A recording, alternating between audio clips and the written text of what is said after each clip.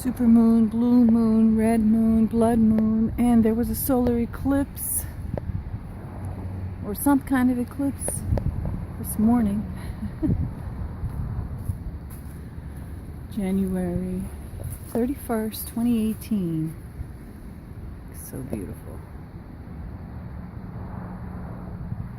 Can you see it?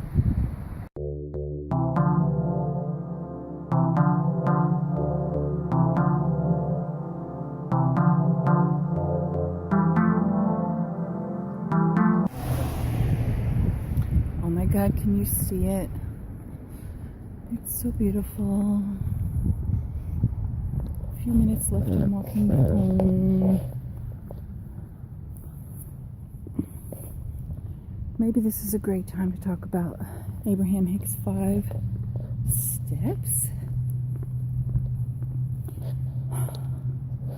First step is contrast, which means something you don't want or something you do want. Something you don't want that's there and you don't want it there, or something you do want that isn't there and you do want it there. It means step 1 means lack. Step 1 means excess. One or the other. Step 2 is asking source, asking your inner being, asking, almost tripping, asking your trusted higher guidances, whichever and all of those that you can relate to.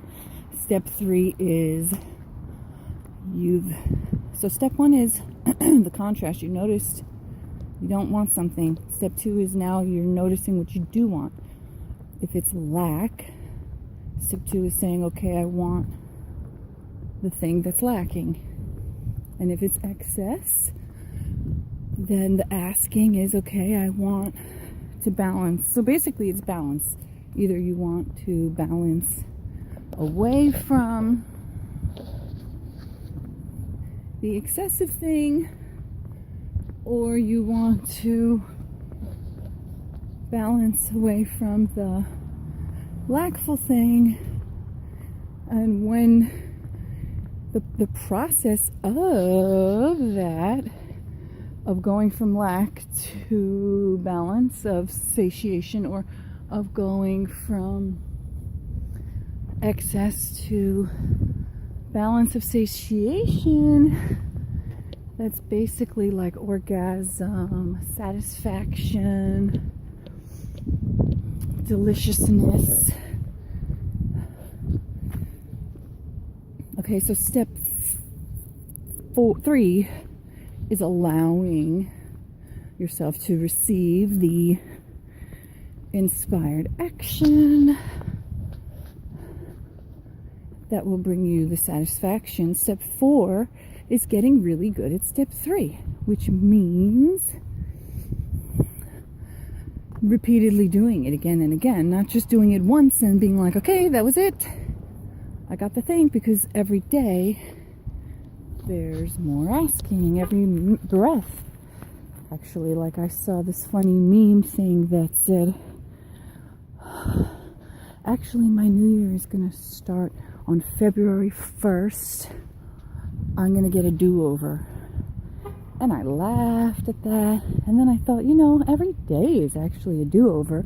And then I said, well, every minute is a do-over. And then I thought, well, actually, every single breath is technically a do-over, because you are, getting more chances. I'm putting on my millionth hoods. It's freezing as a motherfucker. It's like 20 something. It's the last night of January in 2018. This is the end of the month, the first month of this year. And step 5 is getting really good at step 1 moments, which means when you notice the lack or the excess of whatever, you don't get too caught up in being pissed off or hung up or depressed Like being pissed off is kind of like anger, and depression is sort of like, you know, like more of a lackluster kind of defeated position. I mean, so I guess it's better to be pissed off than angry, but, you know, then move from pissed offness to get to your step 2, which is like the asking and saying, I'm noticing this thing I'm not liking, or this thing that's lacking that I want. Please, can I quiet my mind from this long enough to receive an answer? And like Abraham Hick says, stop asking. Once you've asked, you've clarified your asking. You don't have to continue asking and asking and asking, because that's actually just going to keep you from receiving the answer.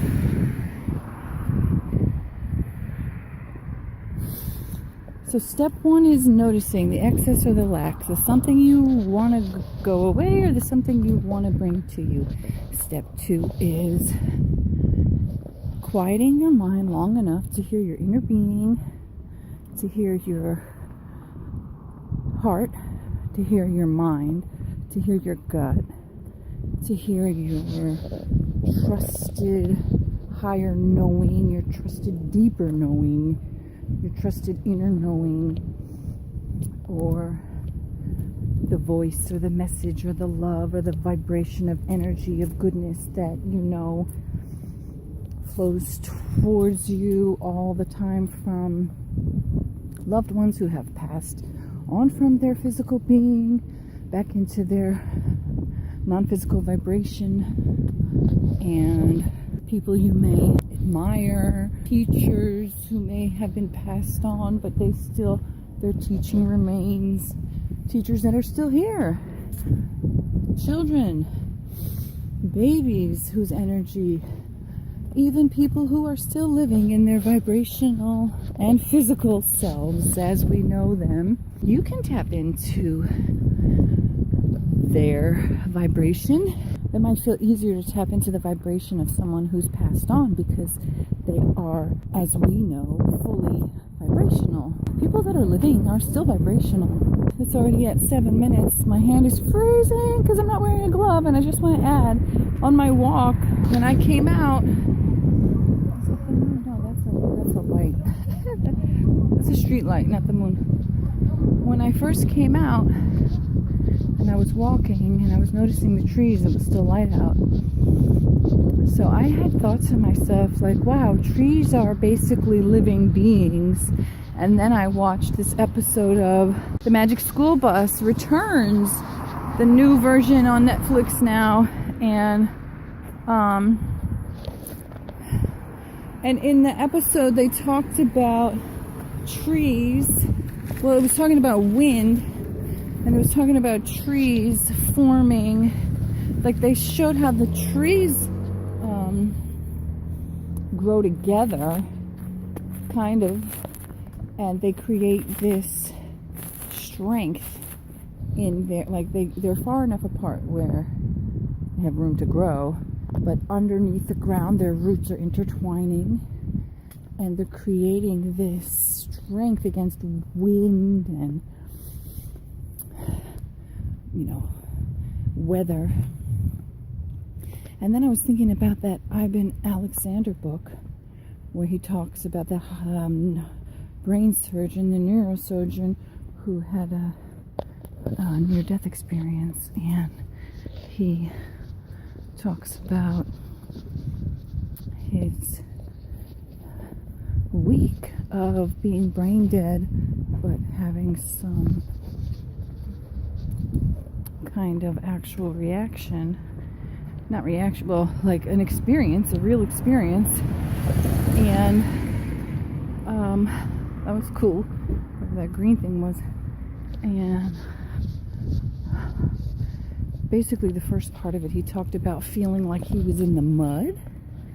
And so the other day I was walking and it was very muddy, and I looked down at the mud and I was like, Dad, is that you? Like,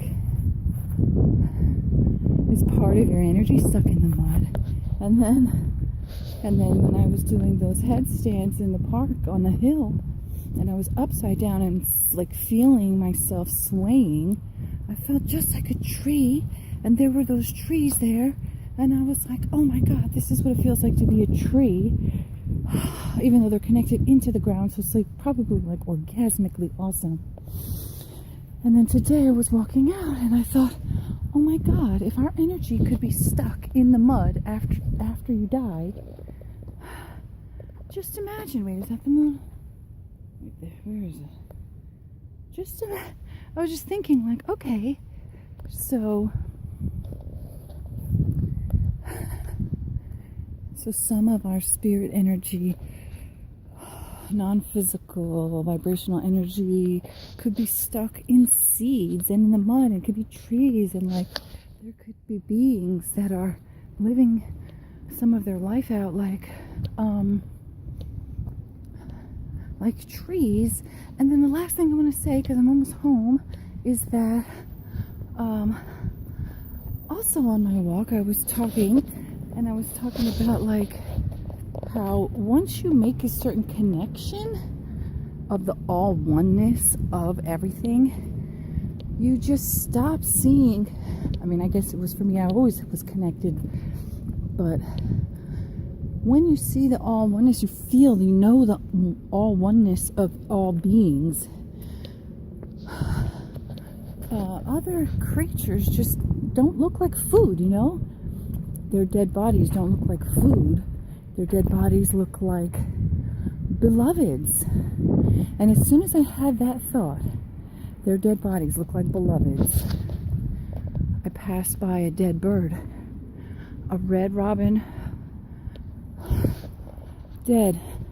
And it was so poignant and powerful. And then I looked down at it and I thought, oh my God, my beloved, you're not food, you're a beloved, and you've passed on. And suddenly it was like the vibrational energy of that bird got into my mind, and it was sunset and the sky was pink and peach and blue and purple, and it was so beautiful. And I said, look with my eyes. You can look with my eyes. You can be a part of me too. And then I really truly felt the all oneness of what it really means to be part of everything. Okay, here's the last glimpse of January 31st, 2018. The blue moon, the red moon, the blood moon, the super moon. Beautiful.